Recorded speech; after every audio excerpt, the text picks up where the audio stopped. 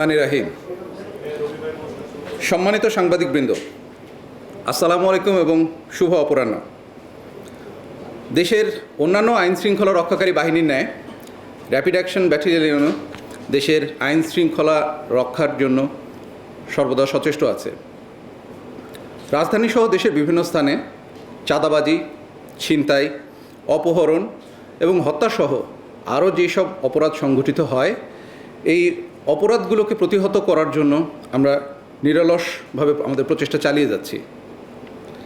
প্রিয় সাংবাদিকবৃন্দ, আপনারা অবগত আছেন যে গতকাল রাজধানীর মহাখালীতে অবস্থিত জাতীয় ক্যান্সার গবেষণা ইনস্টিটিউট ও হাসপাতালের উপপরিচালক ডক্টর আহমেদ হোসেন কয়েকজন দুর্বৃত্তকারী দ্বারা আকস্মিক হামলার শিকার হন। তিনি বিকাল 4টার দিকে অফিস শেষ করে ক্যান্সার হাসপাতাল থেকে তার বাসায় ফেরার উদ্দেশ্যে ব্র্যাক ইউনিভার্সিটির যে পুরনো ক্যাম্পাস আছে সেই ক্যাম্পাসের পেছনের গলি দিয়ে তার বাসায় ফিরে যাচ্ছিলেন। উনি হেঁটে হেঁটে বাসায় ফিরছিলেন। এর ভেতরেই 2 থেকে 3 জন সন্ত্রাসী তার উপর অতর্কিত হামলা চালায় এবং তার হাত ও পিঠে ধারালো অস্ত্র দিয়ে এলোপাথারি আঘাত করে জখম করে।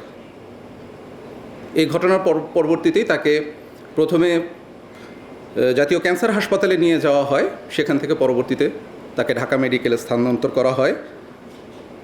উনি চিকিৎসাধীন অবস্থায় আছেন এবং এ ঘটনায় জড়িত ক্যান্সার গবেষণা ইনস্টিটিউট হাসপাতালের পক্ষ থেকে প্রশাসনিক কর্মকর্তা বাদী হয়ে রাজধানীর বনানী থানায় অজ্ঞাতনামা 8-10 জনকে অভিযুক্ত করে একটি মামলা দায়ের করেন। উক্ত ঘটনায় জড়িতদের গ্রেফতারের লক্ষ্যে র্যাবের গোয়েন্দা বাহিনী সাথে সাথেই মাঠে নেমে যায়।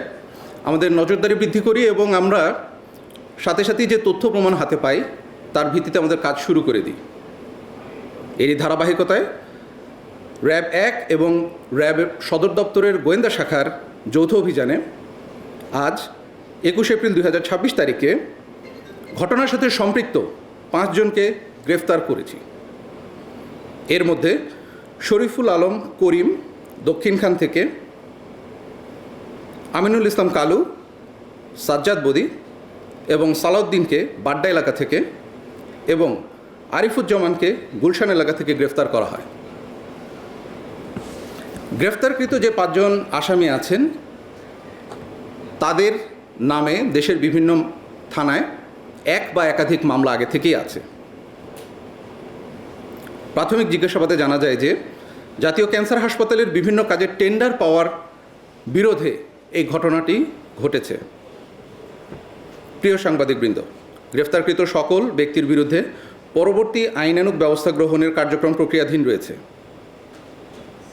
অতীতে যেভাবে আপনারা বিভিন্ন অপরাধ বিষয়ক কর্মকাণ্ডে আমাদের সাথে ছিলেন, আমাদেরকে তথ্য দিয়ে সহযোগিতা করেছেন, আমরা আশা করব ভবিষ্যতেও আপনারা আমাদের সাথে থাকবেন, আমাদেরকে তথ্য দিয়ে সহযোগিতা করবেন। আমরা যে কাজগুলো করছি এই কাজগুলোকে দেশবাসীর সামনে উপস্থাপন করবেন। আপনাদের সবাইকে ধন্যবাদ। ভালো থাকবেন। আসসালামু আলাইকুম।